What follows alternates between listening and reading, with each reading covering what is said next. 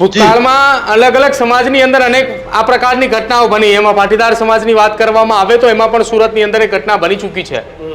સમાજના આગેવાનોની વારંવાર એક વાત હોય છે કે જેમણે સમાજે મોટા કર્યા, જે યુવાનોએ સમાજના આગેવાનો અથવા તો સમાજના કોઈ કલાકારો બનાવ્યા, જ્યારે એ જ આ પ્રકારનું પગલું ભરે તો સમાજના નાના કુટુંબની નાની ઘરની દીકરી જો આ પ્રકારનું પગલું ભરે તેને રોકટોકવાનું તો કોઈ હશે જ નહીં. તો પછી તો અરે એનાથી વિશેષ આડઅસર કેવી થાય તમને કહું.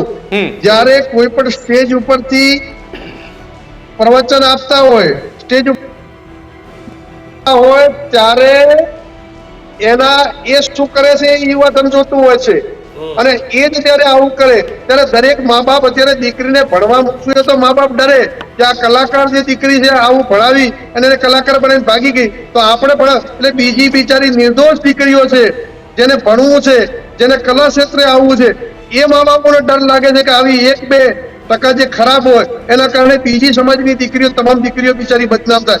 1% ખરાબ હોય, બધી દીકરીઓ ખરાબ ના હોય, એ તો સંસ્કારને મર્યાદાથી ભરેલી છે, પણ આવી 1-2 અધકચરી કોઈ આવો નિર્ણય લે ત્યારે તમામ સમાજ અને મા બાપ ડરતા હોય છે.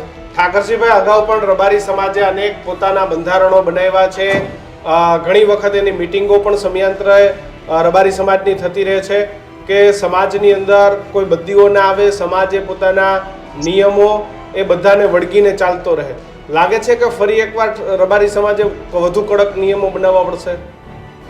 હવે નિયમો તો બનાવ્યા છે, સરકારે કાયદા બનાવ્યા, તમે સમજો છો ઘણા બધા પ્રકારના, છતાંય ક્યાંક ને ક્યાંક છટકબારીનો લાભ મળીને બધું ચાલતું હોય. સમાજ એ કોઈ સરકાર નથી. સમાજની મર્યાદા અને પરંપરા હોય છે, એની જોગવાઈ હોય છે, પણ હવે તો યુવાનો આક્રમક છે કે આ મર્યાદાઓમાં નહીં રહે તો ક્યાંક બંધારણનું ઉલ્લંઘન કરનારને સમાજની રીતે લડી લેવાના મૂડમાં છે. જેને સમાજના પ્લેટફોર્મ મળીને આગેવાન બનાવે, કલાકાર, એ દીકરીઓ આવું કરશે તો હર ગીત સમાજે કદાચ કાયદાથી પર જાય અને જે પણ કરવું પડે એ કરવું પડશે, જે ભોગવવું પડે એ ભોગવાની તૈયારી છે. પણ સનાતન ધર્મની અને રબારી સમાજની સંસ્કૃતિ જો તૂટતી હોય અને સંસ્કૃતિના વિરુદ્ધમાં આવા કોઈ કૃત્યો થતા હશે તો સમાજ હરગીત ચલાવી લે એમ નથી. આ જ પ્રકારની તમામ અપડેટ જોવા માટે ન્યૂઝરૂમ ગુજરાતને લાઇક, શેર અને સબસ્ક્રાઇબ કરવાનું ભૂલતા નહીં.